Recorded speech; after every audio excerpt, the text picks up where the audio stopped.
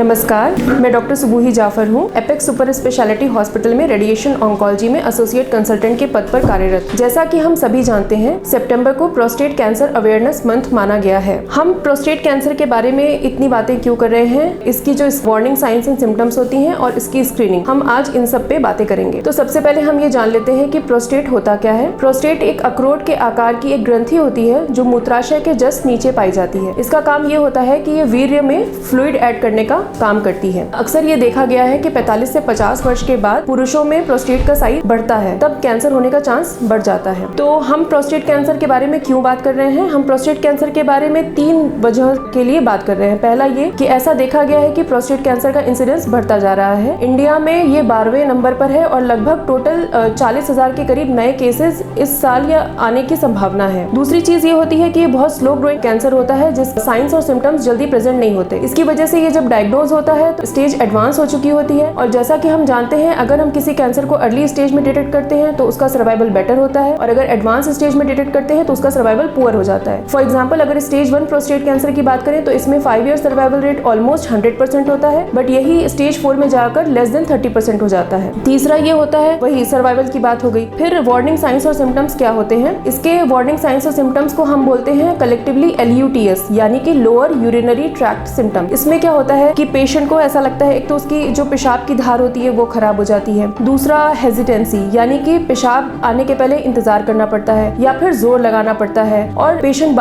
Complain करते हैं कि बार बार पेशाब करने जाना पड़ता है, स्पेशली रात के टाइम बार बार जाना पड़ता है, और बहुत तेज पेशाब लगता है। हालांकि उसका वॉल्यूम कम होता है, बट बहुत तेज पेशाब लगता है। अर्ली डिटेक्शन के लिए हम इतनी सारी बातें कर रहे हैं, हम कैसे अर्ली डिटेक्ट कर सकते हैं? पहला तो ये कि अगर किसी भी पुरुष को जिसकी एज 45 to 50 ईयर्स या उससे ऊपर है, अगर उनको ये साइंस और सिम्टम्स हो रहे हैं तो उन्हें तुरंत कैंसर स्पेशलिस्ट से जाकर मिलना है। वो आपका एक ब्लड टेस्ट कराएंगे जिसे हम सीरम PSA कहते हैं, यानी कि प्रोस्टेट स्पेसिफिक एंटीजन। वो आपका एक क्लिनिकल एग्जामिनेशन करेंगे जिसे हम डिजिटल रेक्टल एग्जामिनेशन कहते हैं। अगर PSA का लेवल बढ़ा हुआ है या फिर डिजिटल रेक्टल एग्जामिनेशन में हमें कुछ ऐसा लग रहा है कि हाँ वो हार्ड है, या कुछ भी अगर हमें अनयूजुअल सिम्टम लग रहा है या उसका साइज बहुत ज्यादा बड़ा हुआ है, ग्रॉसली एनलार्ज्ड है, तो उस केस में वो आपका MP MRI प्रोस्टेट कराते हैं। और अगर उसमें हमें सस्पिशियस लगता है तो हम बायोप्सी कराते हैं। तो आज के लिए मेरा मैसेज यही है कि जागरूक रहें और स्वस्थ रहें। नमस्कार।